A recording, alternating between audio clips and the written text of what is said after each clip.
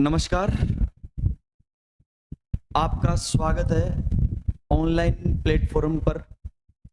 सभी साथी एक बार लाइव जुड़ जाइए और जो स्टूडेंट आज पहली बार लाइव आया है इस चैनल पर, वो इस चैनल को सब्सक्राइब जरूर करना।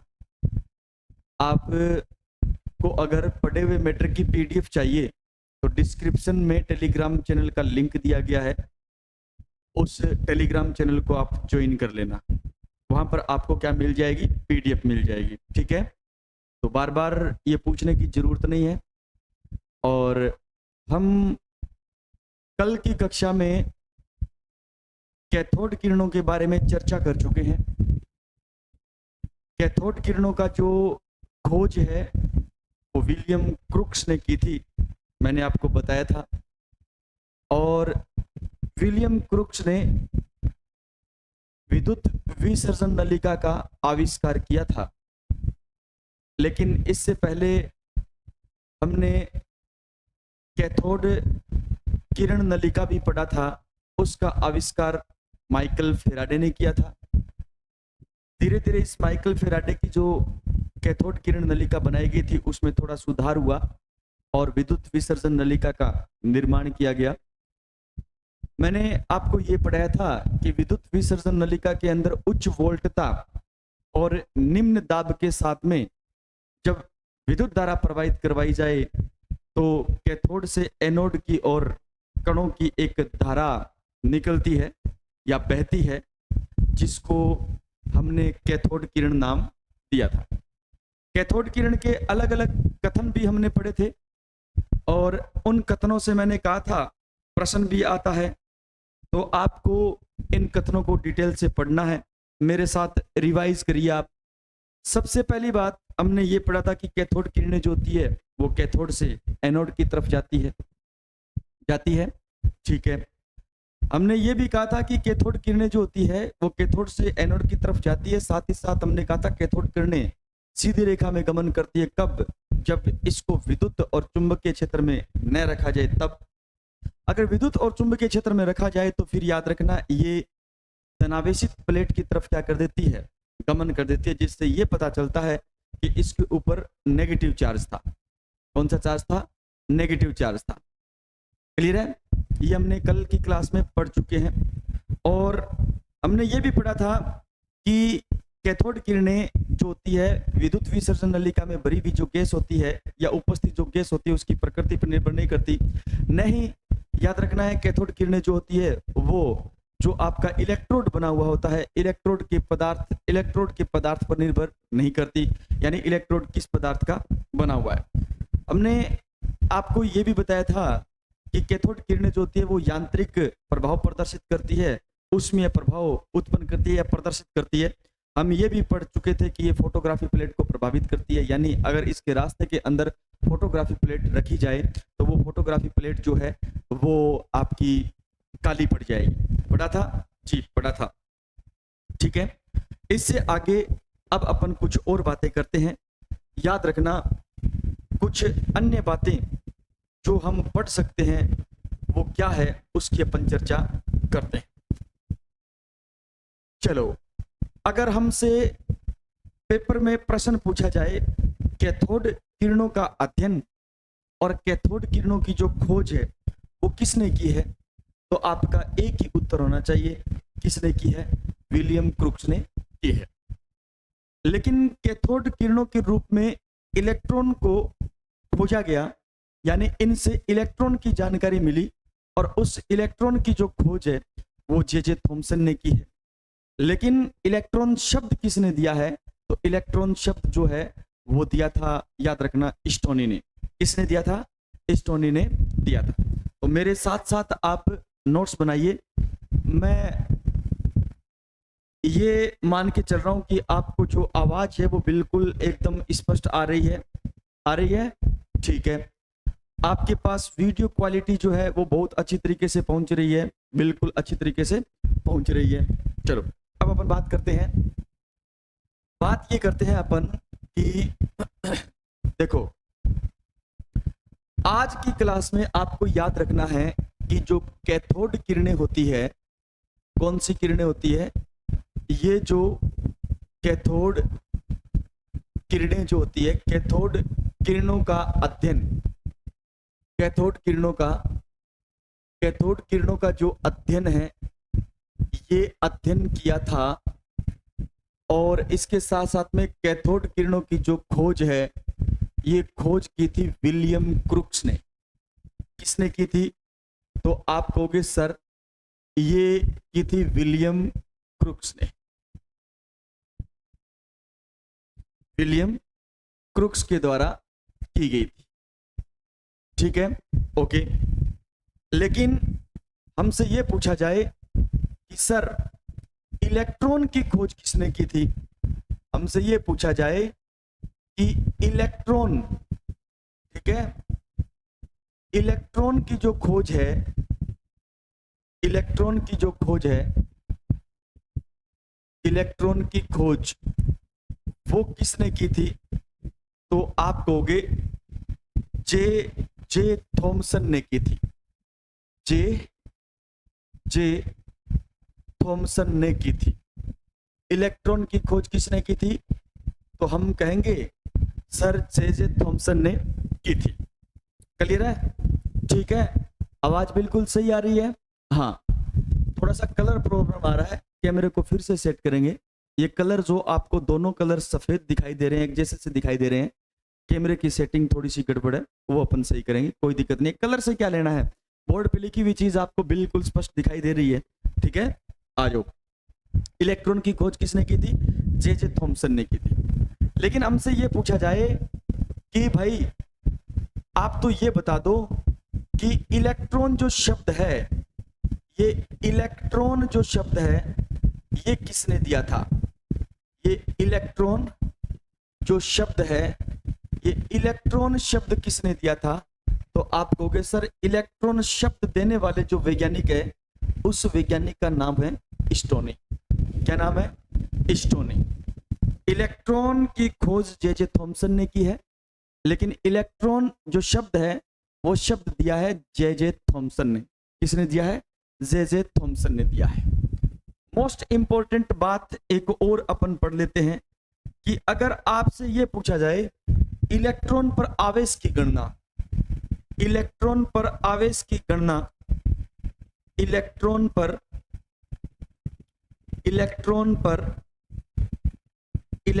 पर आवेश की जो गणना है, आवेश की गणना, इलेक्ट्रॉन पर आवेश की गणना करने वाले जो वैज्ञानिक है, उस वैज्ञानिक का नाम क्या है? तो यहां पर एक वैज्ञानिक आते हैं और वैज्ञानिक का नाम है मिलिकन। कहीं मूलिकन लिखा हुआ भी आता है, कहीं मिलिकन लिखा हुआ भी आता है। तो आपको टेंशन नहीं लेनी है, आपको एनसीईआरटी 11th क्लास में एक नाम दिया गया है, नाम आपको याद रखना है मिलिकन। क्या नाम दिया गया है? मिलिकन। मिलिकन ने की है, ये वैज्ञानिक का नाम है, मिलिकन ने की है। ठीक है ना? हाँ, इलेक्ट्रॉन पर आवेश की जो गणना है वो किसने की है मेरे भाई? तो आप कहोगे सर ये आवेश की गणना करने वाले वैज्ञानिक का नाम है मिलिकन। क्या नाम है? मिलिकन। मिलिकन ने एक विधि दी या एक, आप ये कह सकते हो, एक एक्सपेरिमेंट किया। उस एक्सपेरिमेंट का नाम था ऑयल ड्रॉप मेथड या ऑयल ड्रॉप एक्सपेरिमेंट, यानी तेल बूंद विधि, या आप कह सकते हो तेल बूंद प्रयोग। ठीक है ना? तो इसने एक प्रयोग किया था। इस प्रयोग का क्या नाम था? इस प्रयोग का, या आप ये कह सकते हो इस विधि का नाम क्या था? तो इस विधि का नाम था, वो था तेल बूंद विधि। कौन सी विधि थी? तो आप कहोगे सर जी तेल बूंद प्रयोग, तेल बूंद प्रयोग, या आप बताओगे तेल बूंद प्रयोग, या आप बताओगे तेल बूंद प्रयोग विधि द्वारा मिलिकन ने, तेल बूंद प्रयोग या तेल बूंद विधि द्वारा मिलिकन ने, याद रखना है, इलेक्ट्रॉन पर आवेश की क्या की थी? गणना की थी। इलेक्ट्रॉन पर आवेश की क्या की थी भाई? गणना की थी। ठीक है, चलो थोड़ा सा रिवाइज करते हैं। बोलो मेरे साथ, बोलो मेरे साथ। क्या बोलना है? भारत माता की जय।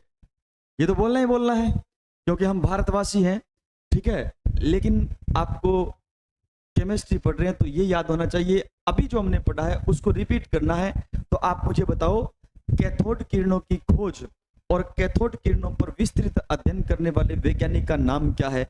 तो आप कहोगे विलियम क्रुक्स। क्या नाम है? William crooks. इलेक्ट्रॉन की खोज करने वाले वैज्ञानिक का नाम क्या है? J Thomson. J Thomson. Clear है बात? इलेक्ट्रॉन शब्द देने वाले वैज्ञानिक का नाम क्या है? तो आप कहोगे इलेक्ट्रॉन शब्द देने वाले वैज्ञानिक का नाम है स्टोनी। क्या नाम है? स्टोनी। बोलो, स्टोनी। शाबाश। उसके बाद में आपको यह भी याद रखना है कि इलेक्ट्रॉन पर आवेश की गणना की गई, और इलेक्ट्रॉन पर आवेश की गणना की गई उस विधि का नाम है, आप याद रखना, तेल बूंद विधि या आपका ऑयल ड्रॉप मेथड।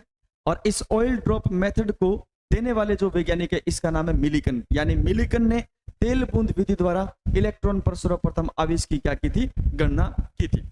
आवेश की क्या की थी? गणना की थी। चलो अब अपन एक एक करके वही 9th क्लास वाली बातें पढ़ते हैं जो छोटे एग्जाम जो हैं उनके लिए बहुत इंपॉर्टेंट है। आजकल तो एग्जाम छोटा और क्या बड़ा, इस तरह का एग्जाम सारे एक जैसे हो गए हैं, घुमा फिरा करके प्रश्न पूछे जाते हैं।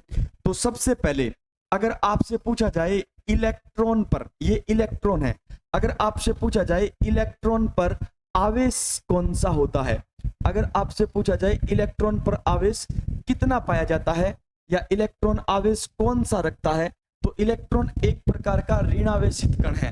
इलेक्ट्रॉन एक प्रकार का क्या है? ऋणावेशित कण है।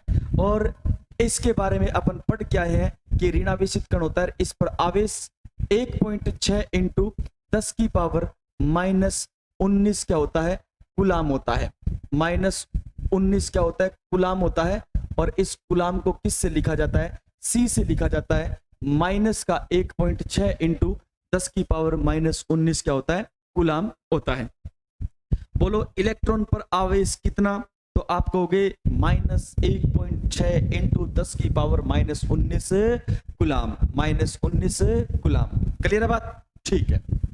नेक्स्ट याद रखना है, अगर हमसे ये पूछा जाए भाई मेरे, क्या सर जी, कि इलेक्ट्रॉन का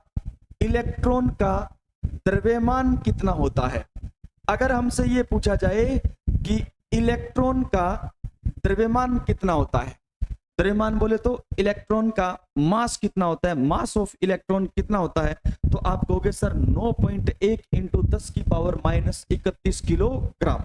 कितना? 9.1 इंटू 10 की पावर -31 किलोग्राम। ये किलोग्राम में है।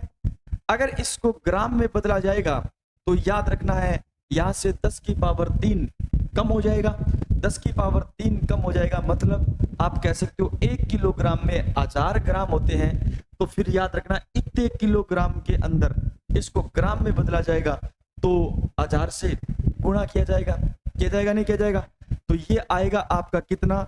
9.1 इंटू 10 की पावर -28 क्या हो जाएगा? ग्राम हो जाएगा। 28 क्या हो जाएगा? ग्राम हो जाएगा। ये आपको ग्राम में याद रखना है। एक बात और, अगर आपसे ये पूछा जाए कि इस इलेक्ट्रॉन पर आवेश जो होता है, इलेक्ट्रॉन पर आवेश जो होता है ये इलेक्ट्रोस्टैटिक यूनिट के अंदर कितना होता है? ESU। ESU मतलब स्थिर वैद्युत इकाई के अंदर कितना होता है? स्थिर वैद्युत इकाई। स्थिर वैद्युत इकाई के अंदर यही आवेश जो होता है वो कितना हो जाता है? तो स्थिर वैद्युत इकाई के अंदर इलेक्ट्रॉन पर जो आवेश होता है वो होता है 4.8 इंटू 10 की power -10 ESU। Electrostatic unit. ESU स्थिर वैद्युत इकाई के अंदर इलेक्ट्रॉन पर जो आवेश होता है वो कितना होता है भाई मेरे? तो आप कहोगे सर वो तो होता है 4.8 इंटू 10 की पावर -10 इलेक्ट्रोस्टैटिक यूनिट। क्लियर है बात? चलो अब याद रखना है कि आपके पास इलेक्ट्रॉन पर आवेश है, आपके पास इलेक्ट्रॉन का क्या है? द्रव्यमान है। तो अगर इलेक्ट्रॉन के आवेश को इलेक्ट्रॉन के द्रव्यमान से क्या दिया जाए, भाग दिया जाए, तो आपके पास इलेक्ट्रॉन का E/m, जिसको अपन विशिष्ट द्रव्यमान के नाम से विशिष्ट आवेश के नाम से जानते हैं, सॉरी किस नाम से जानते हैं, विशिष्ट आवेश के नाम से जानते हैं। तो अगर हमसे ये पूछा जाए कि इलेक्ट्रॉन का E/m, E/m को ये अपन कहते हैं इलेक्ट्रॉन का विशिष्ट आवेश। क्या कहते हैं, इलेक्ट्रॉन का विशिष्ट आवेश कहते हैं। इलेक्ट्रॉन का क्या कहते हैं, विशिष्ट आवेश कहते हैं। और इलेक्ट्रॉन का विशिष्ट आवेश जो होता है वो किसके बराबर होता है, इलेक्ट्रॉन का विशिष्ट आवेश जो होता है वो किसके बराबर होता है, तो इलेक्ट्रॉन पर आवेश, किस पर आवेश, इलेक्ट्रॉन पर आवेश बटा इलेक्ट्रॉन का द्रव्यमान। इलेक्ट्रॉन का क्या है, द्रव्यमान, इसका अनुपात लिया जाए या आवेश को द्रव्यमान से भाग दिया जाए तो आपके पास एक वैल्यू आती है।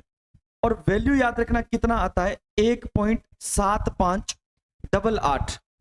एनसीईआरटी में पूरी जो दी गई है वो वैल्यू लिख रहा हूं मैं, 1.7588 और 88 उसके बाद में कितना है 20 और गुणा 10 की पावर 11, गुणा कितना है, गुणा है 10 की पावर 11। अब इसका मात्रक क्या होगा, मात्रक होगा, ऊपर क्या दे रखा है, आवेश, आवेश का मात्रक क्या होता है, कुलाम, कुलाम को लिखते हैं C से, कुलाम को लिखते हैं C से। नीचे क्या है, द्रव्यमान, द्रव्यमान को लिखते हैं किससे, किलोग्राम से, द्रव्यमान को लिखते हैं किससे, किलोग्राम से। तो कुलाम प्रति किलोग्राम, या आप ऐसे लिख सकते हो, या आप ऐसे लिखते हो कुलाम किलोग्राम इनवर्स, कुलाम किलोग्राम इनवर्स। तो ये याद रखना है आपको, किसका मात्रक हो गया, ये E/m का क्या हो चुका है, मात्रक हो चुका है।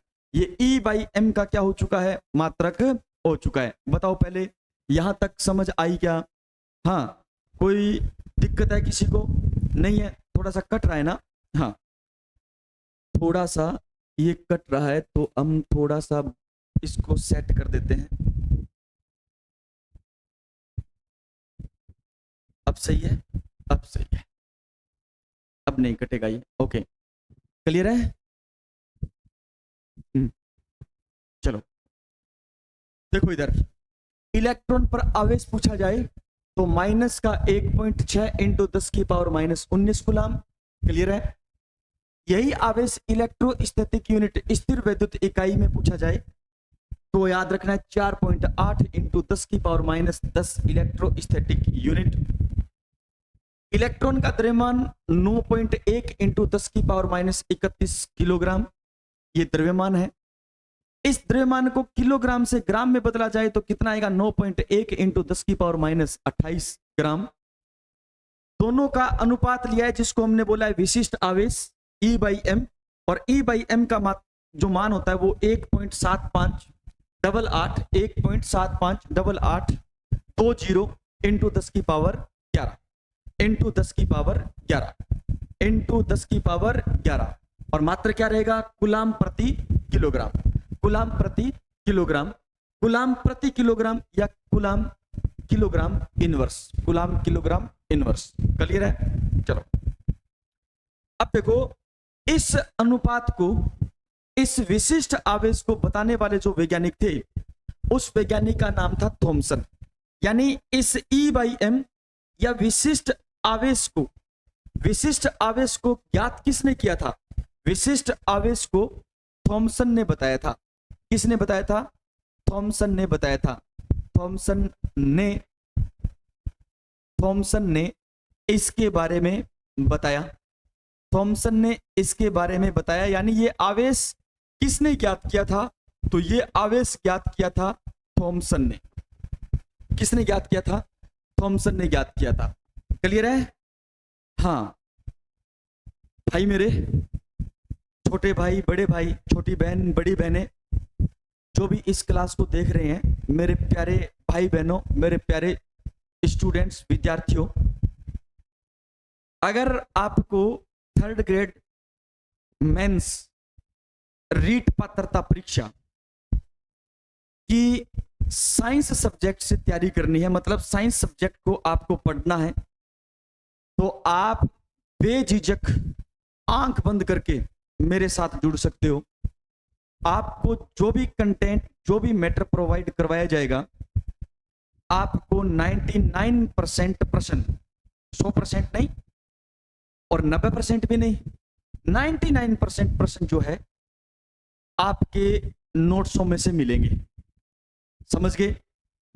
नोट्स बनाते जाना है, क्लास को ज्यादा से ज्यादा शेयर करना है। बस आप विश्वास करके जुड़ जाइए। आपको विज्ञान विषय को लेकर के, चाहे वो फिजिक्स है, चाहे वो केमिस्ट्री है, चाहे वो आपकी बायोलॉजी है, पीछे नहीं हटने देंगे आपको। ठीक है, पीछे नहीं रहने देंगे आपको, इस विषय में आपको पीछे नहीं रहने देंगे, ये हमारा आपसे वादा है। बस आप तो जुड़े रहिए मेरे साथ और पढ़ते रहिए। चलो भाई, अब एक बात और याद रखना। सर क्या याद रखना? ये याद रखना कि अगर हमसे E/m पूछा जा सकता है, अगर हमसे E/m पूछा जा सकता है, तो क्या हमसे M/e नहीं पूछा जा सकता? क्या हमसे E/m नहीं पूछा जा सकता? सर पूछा जा सकता है। तो E/m का मान कितना हो सकता? E/m का मान इतना होता है। तो एक बात और आप याद रखना, M/e का मान कितना आ सकता है? ये M/e का मान कितना आ सकता है, तो इसके बारे में थोड़ा सा अपडेट रहना है आपको। ये आता है सर 5.6। कितना? 0.6, 5.6 और 9 है, और इंटू 10 की पावर माइनस कितना है? 12। 10 की पावर माइनस कितना है? 12। इस वैल्यू को उल्टा किया है, इसका मतलब द्रव्यमान ऊपर जाएगा, द्रव्यमान ऊपर जाएगा तो लिखा जाएगा किलोग्राम। इसमें लिखा जाएगा किलोग्राम। कूलाम नीचे आएगा तो कूलाम बन जाएगा सर इनवर्स के रूप में, कूलाम माइनस के रूप में। किसके रूप में बन जाएगा? कूलाम बन जाएगा माइनस के रूप में, सॉरी ये आ जाएगा, है ना, कूलाम किलोग्राम प्रति कूलाम। और इसको इस प्रकार भी तो लिख सकते हैं अपन, इस प्रकार किलोग्राम और कूलाम क्या लिख सकते हैं? इनवर्स लिख सकते हैं। ये थोड़ा सा आपको याद रखना है। ये क्या है सर? तो ये याद रखना, ये M/e का मान है। M/e का मान का मतलब क्या हो गया? द्रव्यमान और आवेश का क्या है? अनुपात है। ऊपर वाला आवेश और द्रव्यमान का अनुपात है, जिसको थॉमसन ने बताया था। और ये क्या है? M/e। M/e याद रखना है, द्रव्यमान और आवेश का क्या है? मान है, जिसका मात्रक किलोग्राम प्रति कूलाम, या कूलाम सॉरी किलोग्राम कूलाम क्या होता है? इनवर्स होता है। कोई दिक्कत नहीं है? चलो बहुत अच्छी बात है, अगर दिक्कत नहीं है चलते हैं नेक्स्ट आगे। लिख लिया आपने, अच्छी तरीके से नोट्स बना रहे हो। अब बात करते हैं अपन नेक्स्ट, और बातें याद करते हैं अपन कुछ। हमसे ये कहा जाए कि सर गतिशील इलेक्ट्रॉन का जो वेग है, सॉरी द्रव्यमान है, गतिशील इलेक्ट्रॉन का द्रव्यमान है, हम कैसे ज्ञात कर सकते हैं? और यह सर्वप्रथम किसने बताया था? तो गतिशील इलेक्ट्रॉन के द्रव्यमान के बारे में आइंस्टीन ने बताया था। और आइंस्टीन ने एक सापेक्षता का सिद्धांत दिया था। यह सिद्धांत क्या होता है हमें इस पर नहीं जाना, हमें यह फॉर्मूला याद रखना है। हो सकता है थर्ड ग्रेड में न तो सेकंड ग्रेड में पूछ लिया जाए, लेकिन आपको याद रखना है क्या है फॉर्मूला और लाइन क्या बनेगी। इसके ऊपर हमारे पास एक लाइन है, और लाइन क्या है? गतिशील इलेक्ट्रॉन। हमने क्या लिखा है सर?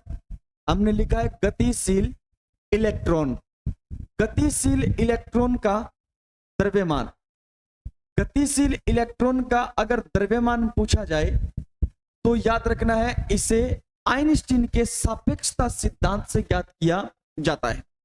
आइंस्टीन का कौन सा सिद्धांत? सापेक्षता का सिद्धांत है, इससे ज्ञात किया जाता है।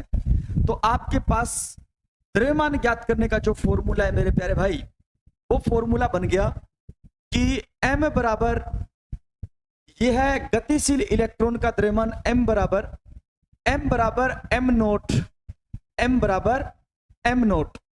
और m नोट क्या है ये आगे चर्चा करेंगे अपन। इसके बाद याद रखना है भाग में रूट में एक वैल्यू दी गई है, और वो वैल्यू है एक माइनस याद रखना है वी स्क्वायर, एक माइनस वी स्क्वायर अपॉन याद रखना है सी स्क्वायर। चलो ये बात हो गई। ये है गतिशील इलेक्ट्रॉन का द्रव्यमान ज्ञात करने का क्या है फॉर्मूला। गतिशील इलेक्ट्रॉन के द्रव्यमान ज्ञात करने के फॉर्मूले के अंदर अगर आपसे पूछा जाए एम नोट क्या है, तो आप कहोगे सर ये जो विराम अवस्था के अंदर इलेक्ट्रॉन होता है उस इलेक्ट्रॉन का क्या होता है द्रव्यमान होता है। तो एम नोट को हम लिख सकते हैं, एम नोट क्या है, ये विराम द्रव्यमान है। किसका? इलेक्ट्रॉन का विराम क्या है? द्रव्यमान।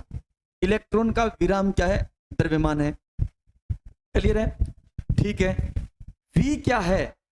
ये V तो याद रखना, V क्या है? V तो इलेक्ट्रॉन का क्या है? वेग है। इलेक्ट्रॉन का क्या है? ये इलेक्ट्रॉन का वेग है। V क्या है? V इलेक्ट्रॉन का क्या है मेरे भाई? वेग है। V इलेक्ट्रॉन का क्या है? वेग है। क्लियर है बात? ठीक है। और यहां पर C क्या है? यहां पर जो C है ये प्रकाश का क्या है? ये C प्रकाश का क्या है? वेग है। C प्रकाश का क्या है? वेग है। इस फॉर्मूले से आप गतिशील इलेक्ट्रॉन का क्या ज्ञात कर सकते हो? ये गतिशील इलेक्ट्रॉन का क्या ज्ञात कर सकते हो? द्रव्यमान ज्ञात कर सकते हो। प्रकाश का वेग किस में है? तो प्रकाश का वेग याद रखना मेरे प्यारे भाई ये निर्वात में है। किसमें? ये निर्वात में है। ठीक है? हाँ, ये किस में है? ये निर्वात में। प्रकाश का वेग है और प्रकाश का वेग ये किस में है? निर्वात में है। क्लियर है बात? चलो नेक्स्ट इसी के अंदर और कुछ बातें, इसी के अंदर और कुछ बातें। क्या बात है? बात तो है, कुछ तो बात है। और कुछ बात क्या है? आ जाओ। ये बात ये है कि आपसे ये पूछा जाए प्रकाश के वेग से गतिशील इलेक्ट्रॉन, प्रकाश के वेग से गतिशील इलेक्ट्रॉन का द्रव्यमान कितना होता है? प्रकाश के वेग से गतिशील इलेक्ट्रॉन का द्रव्यमान कितना होता है? अनंत होता है। कितना होता है? अनंत होता है। याद रखना प्रकाश के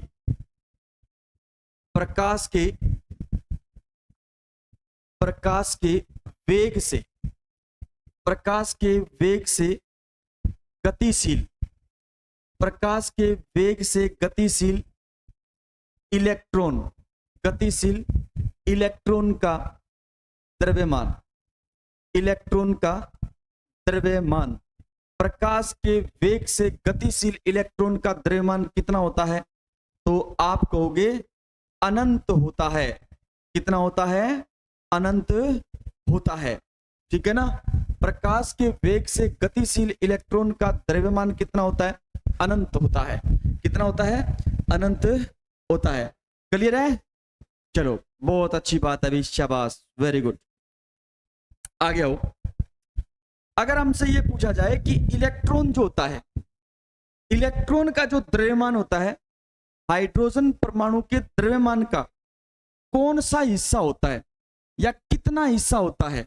तो हाइड्रोजन परमाणु के लगभग 1/1837 भाग होता है या 1/1837वां हिस्सा होता है। और अगर आपसे पूछा जाए प्रोटॉन का कितना हिस्सा होता है, तो आप कहोगे 1/1836वां हिस्सा होता है। यानी 1836 गुना हल्का होता है प्रोटॉन से और 1837 गुना हल्का होता है किससे? हाइड्रोजन से। ठीक है? हाँ, ओके, ठीक है, वेरी गुड। चलो इसमें लिखते हैं अपन नेक्स्ट, इलेक्ट्रॉन का द्रव्यमान, इलेक्ट्रॉन का द्रव्यमान, इलेक्ट्रॉन का द्रव्यमान हाइड्रोजन परमाणु के, हाइड्रोजन परमाणु के, हाइड्रोजन परमाणु के द्रव्यमान का, हाइड्रोजन परमाणु के द्रव्यमान का 1/1837वां 1/1837वां भाग होता है, भाग होता है। एक बात तो याद ये रखना है, इसका मतलब इलेक्ट्रॉन का द्रव्यमान हाइड्रोजन परमाणु के द्रव्यमान से 1837 गुना हल्का होता है। ठीक है। दूसरी बात याद रखना है आपको, इलेक्ट्रॉन का द्रव्यमान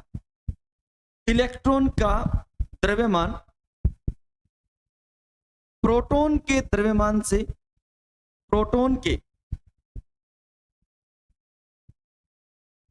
पी न लिख करके प्रोटॉन लिख देते हैं, कहीं आप फोस्फोरस समझ जाओगे। प्रोटॉन के द्रव्यमान से या द्रव्यमान का 1/1836वां भाग होता है। इसका अर्थ कि जो इलेक्ट्रॉन का द्रव्यमान है प्रोटॉन के द्रव्यमान से 1836 गुना क्या होता है, हल्का होता है।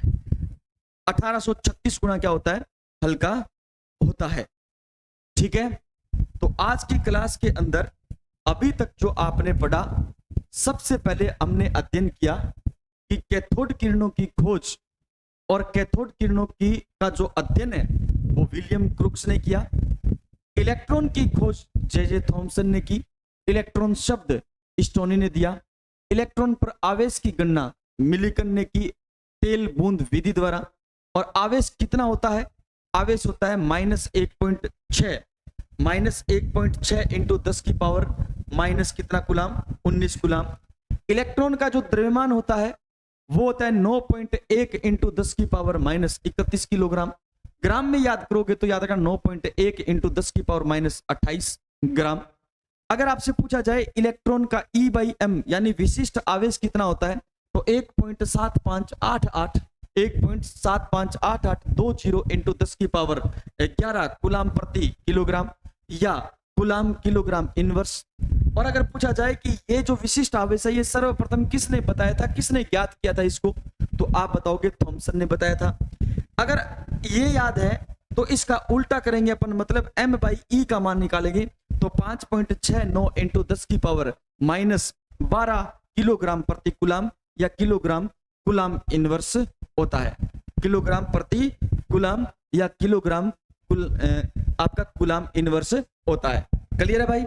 चलो चले आगे, नेक्स्ट चलते हैं। नेक्स्ट देखो, नेक्स्ट आपको याद रखना है, अगली स्लाइड पर हमने ये पढ़ा है कि अगर आपसे ये पूछ लिया जाए गतिशील इलेक्ट्रॉन का द्रव्यमान कितना होता है, तो आप कहोगे m बराबर m नोट अपॉन रूट में 1 - v² अपॉन c², जहां पर m नोट विराम द्रव्यमान है इलेक्ट्रॉन का, v इलेक्ट्रॉन का वेग है और c प्रकाश का क्या है, वेग है। किसके अंदर? निर्वात के अंदर। अगर आपको ये फॉर्मूला पता है तो आप ये बता सकते हो कि ये फॉर्मूला किसका है, तो गतिशील इलेक्ट्रॉन का द्रव्यमान ज्ञात करने का क्या है, फॉर्मूला है।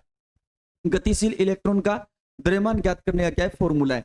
प्रकाश के वेग से गतिशील इलेक्ट्रॉन का द्रव्यमान अनंत होता है, ये आपको याद रखना है। इलेक्ट्रॉन का द्रव्यमान हाइड्रोजन परमाणु के द्रव्यमान का 1837वां भाग है। इसका मतलब हम ये कह सकते हैं कि हाइड्रोजन जो परमाणु होता है वो इलेक्ट्रॉन के द्रव्यमान से, या हाइड्रोजन परमाणु का द्रव्यमान जो होता है इलेक्ट्रॉन के द्रव्यमान से 1837 गुना भारी होता है, या हम ये कह सकते हैं 1837 गुना हल्का होता है। कौन? इलेक्ट्रॉन। किससे? हाइड्रोजन परमाणु के द्रव्यमान से। इलेक्ट्रॉन का द्रव्यमान प्रोटॉन के द्रव्यमान का 1836वां भाग होता है, मतलब प्रोटॉन से कितना गुना हल्का है ये, 1836 गुना क्या है, हल्का है। 1836 गुना क्या है, हल्का है। चलो, ये तो संपूर्ण जानकारी हमने पढ़ी है किसके लिए, इलेक्ट्रॉन के लिए। किसके लिए पढ़ ली है? इलेक्ट्रॉन के लिए पढ़ ली है। अब अपन बात करते हैं प्रोटॉन के बारे में। तो अब हमारा जो दूसरा मूलभूत कण है वो आ जाता है कौन सा, तो याद रखना है प्रोटॉन। कौन सा आ जाता है? प्रोटॉन। दूसरा जो मूलभूत कण है उसकी अपन चर्चा करते हैं सर, उसका नाम है क्या, प्रोटॉन। ठीक है, हेडिंग डालो, अपन पढ़ रहे हैं प्रोटॉन। क्या पढ़ रहे हैं? प्रोटॉन पढ़ रहे हैं। प्रोटॉन को पढ़ने से पहले आपको वो कैथोड किरणों वाला क्या याद रखो, आप कैथोड किरणों वाला आप याद रखोगे क्या, प्रयोग याद रखोगे, है ना। कैथोड किरणों वाला क्या याद रखोगे आप, प्रयोग याद रखोगे। क्लियर है?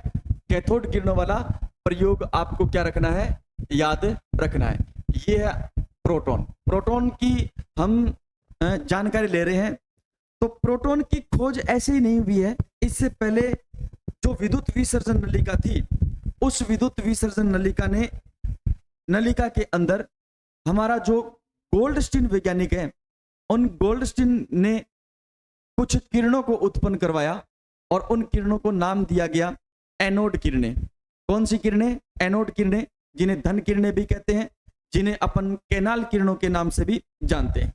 इन कैनाल किरणों की खोज जो है, या धन किरणों की खोज है, या एनोड किरणों की खोज जो है 1886 ईस्वी के अंदर गोल्डस्टीन ने की थी। गोल्डस्टीन ने ये देखा कि ये किरणें जो होती है, ये एनोड से, याद रखना, कैथोड की ओर क्या करती है, गमन करती है। ये एनोड से कैथोड की ओर क्या करती है, गमन करती है। और कैथोड की ओर जब ये गमन करेगी तो याद रखना है, ये धनावेशित कणों की क्या होती है, धारा होती है। धनावेशित कणों की क्या होती है, धारा होती है। वही बात है, याद रखना है, इनका जो द्रव्यमान होता है ना, वो विद्युत विसर्जन नलिका में भरी हुई गैस की प्रकृति पर क्या करता है, निर्भर करता है, लेकिन इलेक्ट्रोड पर निर्भर नहीं करता। वो इलेक्ट्रोड कौन सा है उस पर निर्भर नहीं करता। किस पर निर्भर करता है? तो याद रखना, विद्युत विसर्जन नलिका में उपस्थित जो गैस होती है उसकी प्रकृति पर क्या करता है, निर्भर करता है। दोनों बातें अपन लिखते हैं, लेकिन उससे पहले एक इसके अंदर हमारी सब हेडिंग होनी चाहिए। और सब हेडिंग याद रखना है, लिखो आप इसके अंदर एनोड किरणें। कौन सी किरणें? एनोड किरणें। एनोड किरणों को ही कहा जाता है, याद रखना, धन किरणें। और इन्हीं धन किरणों को कहा जाता है कैनाल किरणें। कौन सी किरणें बोलो रे? अरे बोलो, कैनाल किरणें। कौन सी किरणें कहा जाता है? तो आप कहोगे सर इन्हें कहा जाता है कैनाल किरणें। कौन सी किरणें? कैनाल किरणें। अब इन कैनाल किरणों को अपन खोपड़ी तोड़ करके पढ़ेंगे, इनकी, हमारी नहीं, इनकी खोपड़ी तोड़ेंगे और इनकी खोपड़ी तोड़ करके इनको पढ़ेंगे भाई। चलो एक एक बातें जानते हैं। सबसे पहले अगर हमसे ये पूछा जाए भाई कि सर जो ये एनोड किरणें हैं, इनकी जो खोज है, या जो धन किरणें हैं इनकी जो खोज है ना, या कैनाल किरणों की जो खोज है, वो किस वैज्ञानिक ने की है? तो आप कहोगे इसकी जो खोज करने का श्रेय है वो जाता है गोल्डस्टीन को। किसको जाता है? गोल्डस्टीन को इसकी खोज का क्या जाता है, श्रेय जाता है। गोल्डस्टीन ने कब? तो आप लिखोगे सर जी 1886 ईस्वी के अंदर गोल्डस्टीन ने इसकी क्या की थी, खोज की थी। इसकी क्या की थी, खोज की थी। ठीक है, ओके। अब देखो, पहली बात, एनोड किरणें जब भी गति करती है तो ये अपने साथ कुछ गुणधर्म रखती है और इन गुणधर्मों के बारे में आपको पढ़ना है। सबसे पहला गुणधर्म आता है, कौन सा आता है? याद रखना, ये किरणें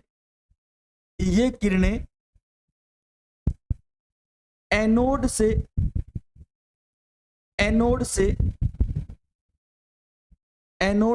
कैथोड की ओर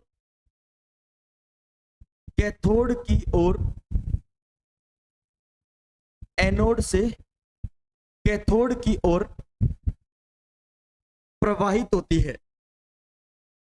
कैथोड की ओर प्रवाहित होती है। पहली बात तो ये है। दूसरी बात याद रखना है आपको मेरे भाई, ये किरणें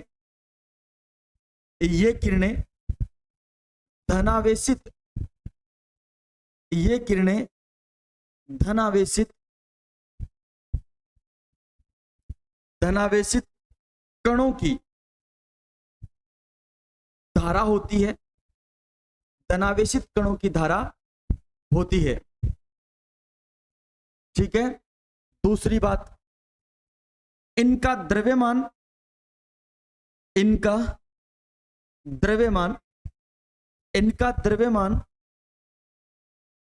नलिका में भरी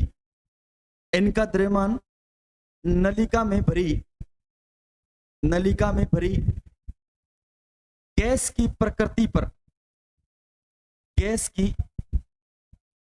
पर गैस की प्रकृति पर निर्भर करता है, निर्भर करता है। अब मैं वो डायग्राम नहीं बना रहा क्योंकि डायग्राम हमने कल पढ़ लिया था, डायग्राम के बारे में। निर्भर करता है, इस लाइन का आपको अर्थ समझा देता हूं कि इस लाइन का अर्थ क्या है। सोचो, एक नलिका के अंदर हमने हाइड्रोजन गैस भरी है, एक नलिका के अंदर हमने, उसी नलिका के अंदर मान लीजिए हीलियम गैस भरी है, और उसी नलिका के अंदर मान लीजिए हमने कोई नाइट्रोजन गैस भरी है। तो वहां से जब एनोड किरणें निकलेगी तो याद रखना है, अगर हाइड्रोजन से निकल रही है तो हाइड्रोजन का द्रव्यमान लेकर के जाएगी। क्लियर है?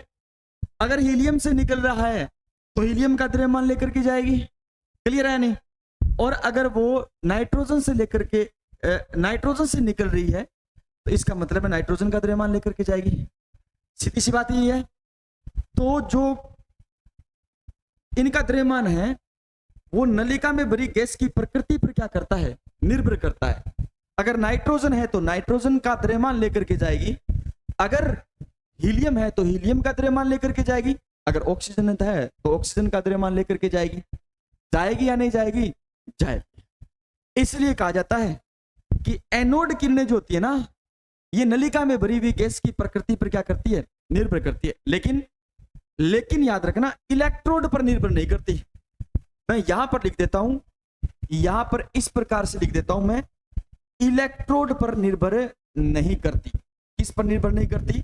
तो हम लिख देते हैं इलेक्ट्रोड पर। ये इलेक्ट्रोड कौन से पदार्थ का बना है? इलेक्ट्रोड पर निर्भर नहीं करती। मैं स्पेशल इसको एक कोष्टक में लिख रहा हूं। क्लियर है बात? क्यों? क्योंकि अगर विद्युत विसर्जन नलिका के अंदर आप धारा प्रवाहित करवाते हो तो याद रखना है, गैसों का क्या होता है? आयनीकरण होता है, और गैसों का आयनीकरण होगा, इलेक्ट्रोड का आयनीकरण नहीं होता है। गैसों का आयनीकरण होगा, वहां से ये एनोड किरणें जाएगी। समझ में आ गई बात? तो इस पर निर्भर नहीं करती है। किस पर निर्भर करती है? गैस की प्रकृति पर क्या करती है? निर्भर करती है। समझ में आ गया? ओके।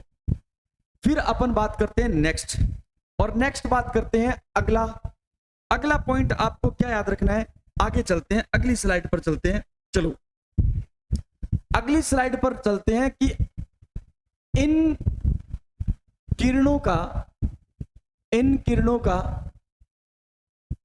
का आवेश द्रव्यमान जो अनुपात होता है, E/m जो होता है, इन किरणों का E/m जो होता है, आवेश द्रव्यमान जो अनुपात होता है, वो याद रखना, वो अनुपात भी गैस की प्रकृति पर क्या करता है? निर्भर करता है। इन किरणों का E/m भी गैस की प्रकृति पर क्या करता है भाई? निर्भर करता है। गैस की प्रकृति पर निर्भर करता है। कितनी बातें हो गई? 4 बातें हो गई। निर्भर करता है ना? गैस की प्रकृति पर निर्भर करता है। क्लियर है? उसके बाद नेक्स्ट याद ये रखना है कि कुछ धन किरणें ऐसी होती है कि उन पर उपस्थित विद्युत आवेश जो होता है, वो विद्युत आवेश होता है, वो याद रखना मूल इकाई के क्या होता है? गुणक होता है या गुणज होता है ना? धन किरणों पर उपस्थित आवाज आ रही है भाई? चलो देखते हैं। ठीक है, लिखिए आप, कुछ धन किरणें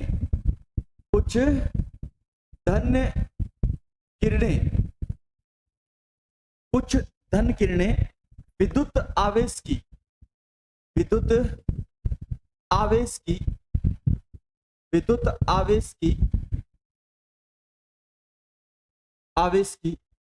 मूल इकाई के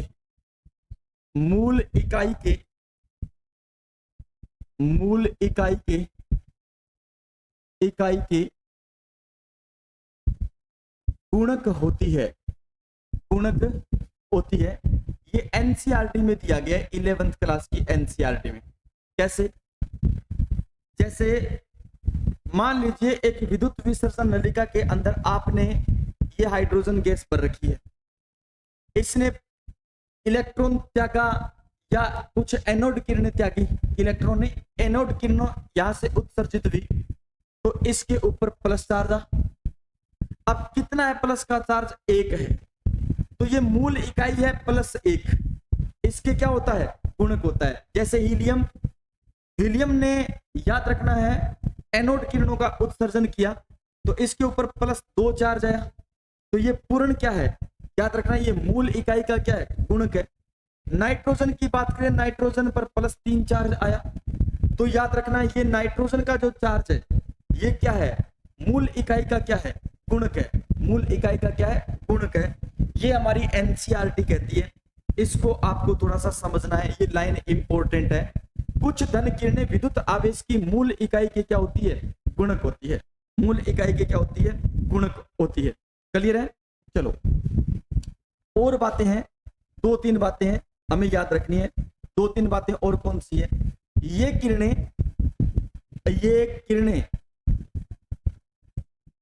किरणें विद्युत व चुंबकीय क्षेत्र की अनुपस्थिति में, विद्युत व चुंबकीय क्षेत्र की उपस्थिति में, चुंबकीय क्षेत्र की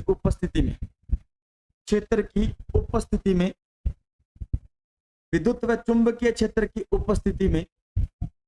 उपस्थिति में प्रभावित होती है,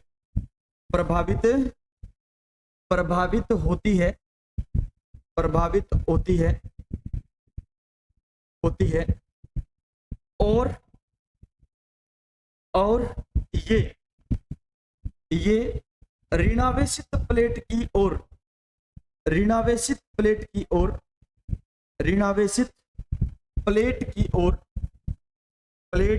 ओर गमन करती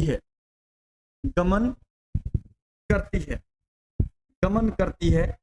इसका मतलब इससे एक बात सिद्ध होती है, कि इन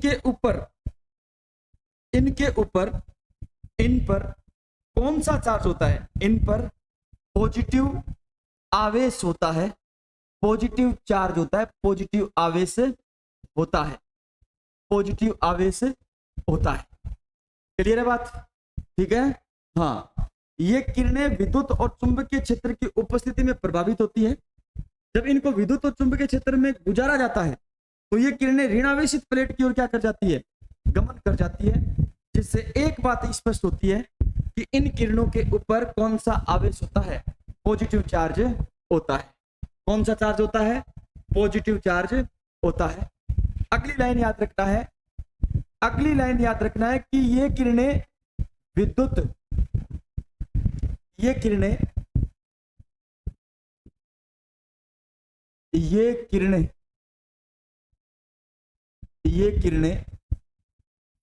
चुंबकीय क्षेत्र की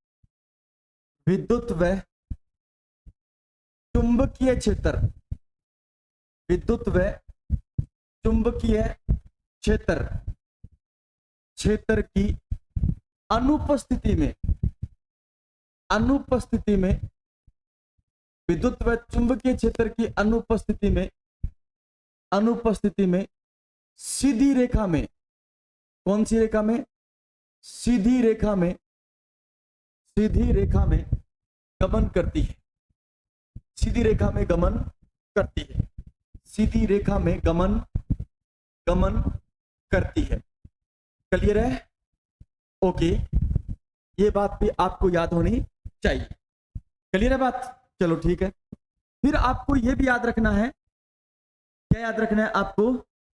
हाँ, अभी टाइम है। आपको यह भी बात याद रखना है कि सर ये किरणें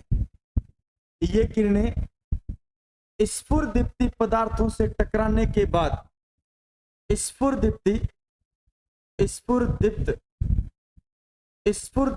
पदार्थों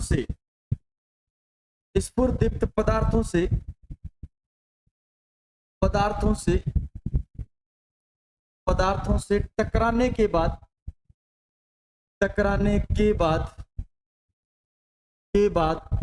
चमक उत्पन्न करती है, चमक उत्पन्न करती है। क्लियर है? ओके। उसके बाद आपको ये भी याद रखना है, ये किरणें धातु की पतली प्लेट को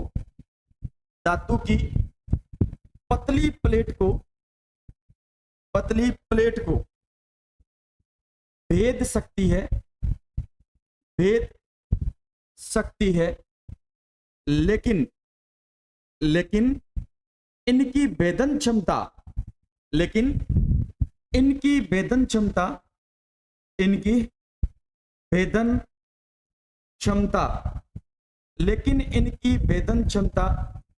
क्या होती है? कैथोड किरणों से कम होती है। कैथोड किरणों से कम होती है, ज्यादा नहीं होती, कम होती है। ये बात आपको याद रखना है, ठीक है? ओके। फिर आपको याद रखना है, इसके बाद आपको क्या याद रखना है सर जी, कि ये गैसों को क्या कर सकती है? आयनीकरण कर सकती है। ये गैसों को आयनीकरण कर सकती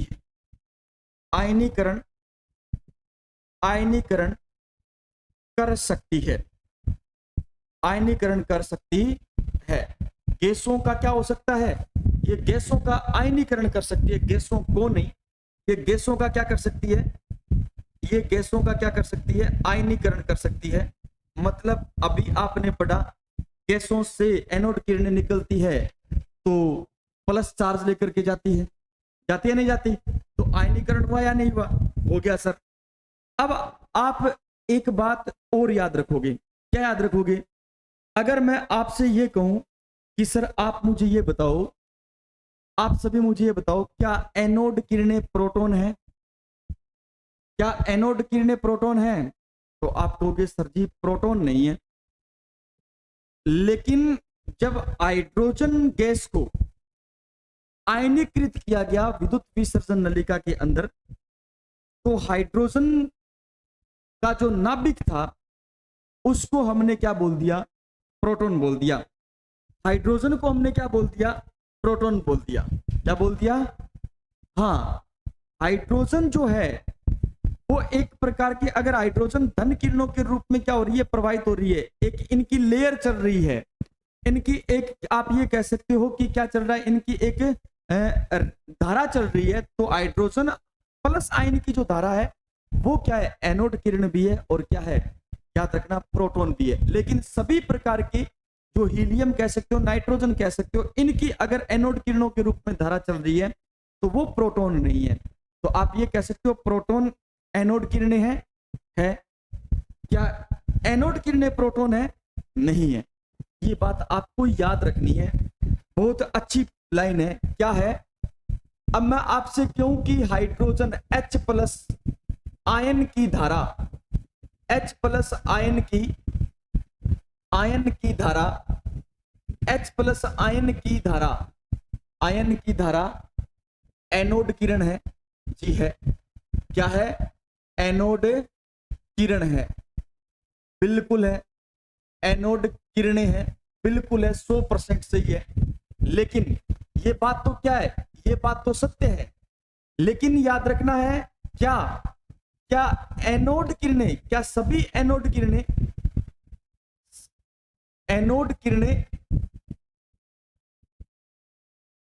किरणें आप, मैं ये कह सकता हूं सभी एनोड किरणें H प्लस आयन की धारा होती है? क्या सभी एनोड किरणें H प्लस आयन की धारा होती है? आयन की धारा होती है। क्या यह बात सही है या नहीं? आप तो मुझे ये बता दो। तो आप कहोगे सर जी ये बात तो बिल्कुल गलत है। ये बात क्या है? बिल्कुल गलत है। तो मैं कहूंगा ये बात क्या है, ये बात तो गलत है, ये बात तो क्या है, गलत है। H प्लस आयनों की धारा, H प्लस आयनों की धारा एनोड किरणें हैं, लेकिन सभी एनोड किरणें H प्लस आयनों की धारा होती है क्या? नहीं होती। और जो ये H प्लस आयन है, इनको ही क्या बोला है? प्रोटॉन बोला गया है। तो क्या सभी एनोड किरणें प्रोटॉन होती है? नहीं। कौन सी एनोड किरणें प्रोटॉन होती है? H प्लस आयन की जो धारा होती है वो प्रोटॉन के रूप में क्या करती है? पाई जाती है। अब अपन पढ़ेंगे आगे। ये होता है प्रोटॉन, इस पर चार्ज क्या होता है, प्रोटॉन की का नाम कैसे आया ये तो समझ गए आप, ठीक है ना। आगे कल की क्लास में अपन प्रोटॉन पढ़ेंगे, प्रोटॉन के साथ साथ में न्यूट्रॉन पढ़ेंगे। परमाणु के 3 मूलभूत कण कंप्लीट हो जाएंगे। उसके बाद में आएगा हमारे पास में परमाणु के सहायक कण, इसके साथ साथ में विभिन्न प्रकार की परमाणु स्पीसीज, सम इलेक्ट्रॉनिक, समभारिक, ठीक है ना, सम स्थानिक। ये सारी चीजें अपन कल की क्लास में या परसों की क्लास में क्या करेंगे? कवर करेंगे। कल की क्लास में जहां तक होता है वहां तक अपन कवर करेंगे, बाकी अपन आगे चलेंगे। तो बताओ आज की क्लास आपको कैसी लगी? क्लास को शुरू से लेकर के अंत तक देखना। आपके नोट्स इतने अच्छी तरीके से तैयार होंगे कि आप खुद ये विश्वास नहीं कर सकते कि इतना अच्छा मैटर भी पढ़ने को मिल सकता है क्या। आप जुड़े रहिएगा मेरे साथ। मैं सतवीर सर आप सभी का एक बार फिर से इस चैनल पर बहुत बहुत आभार व्यक्त करता हूं आप लोगों का। धन्यवाद, आपने मुझे सुना इतनी देर तक और आपने अपना कीमती समय मुझे दिया, इसके लिए आप सभी का दिल की गहराइयों से हार्दिक अभिनंदन। जय हिंद, राम राम, और कल फिर मिलते हैं इसी टाइम। तब तक के लिए आप सभी को खम्मा गणी।